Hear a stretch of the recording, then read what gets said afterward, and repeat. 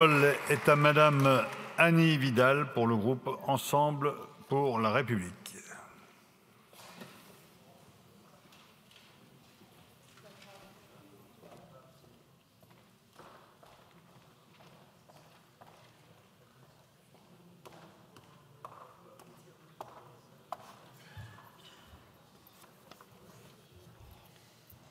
Je voudrais bien monter, c'est là.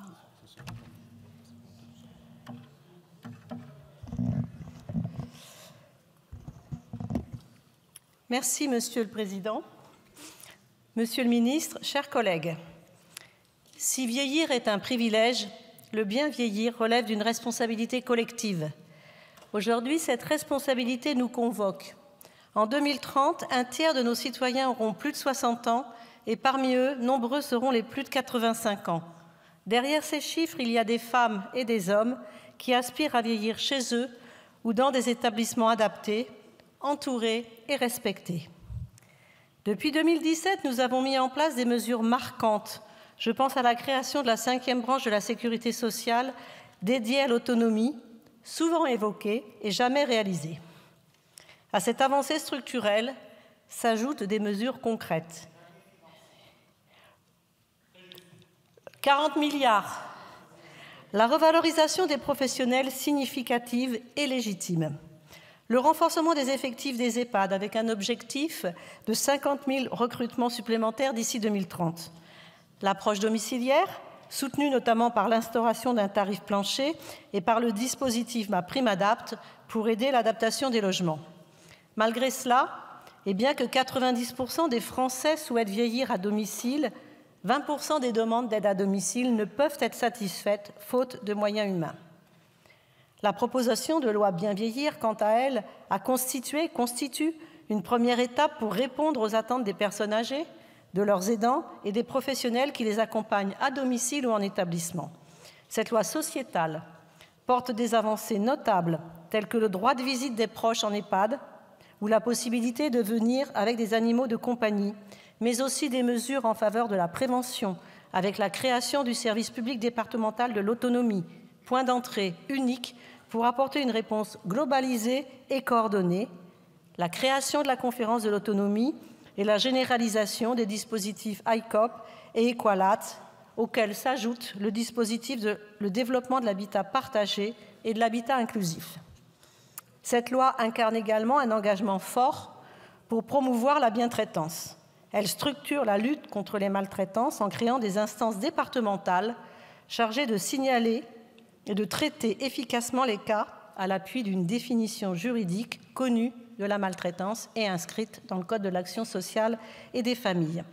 Elle assouplit également des modalités de la nécessaire réforme des services autonomie à domicile, mais des freins importants demeurent, et notamment sur la question de l'entité juridique unique. Seriez-vous prêt, Monsieur le Ministre, à reconsidérer la question de l'entité juridique unique? Malgré tout, cela ne suffit pas.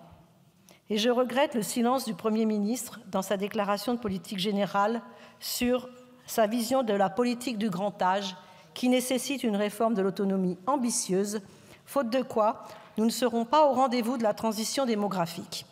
Entre autres, 2 problèmes essentiels restent sans réponse: la gouvernance et le financement.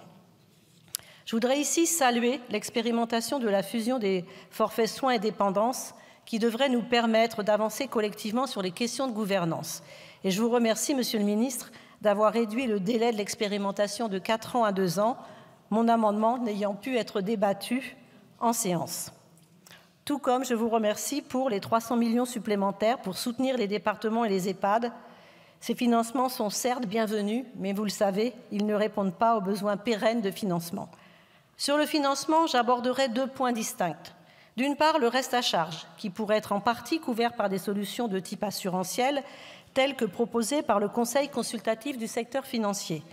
Monsieur le ministre, envisagez-vous d'explorer des partenariats assurantiels ou des modèles de cofinancement innovants pour cette partie du financement? Et d'autre part, l'explosion des financements APA, qui doivent être planifiés et abondés, faute de quoi le risque de provoquer un effet domino sur tout notre système de santé sera considérable. Monsieur le ministre, qu'en est-il de la loi de programmation du grand âge votée dans la proposition de loi Bien vieillir?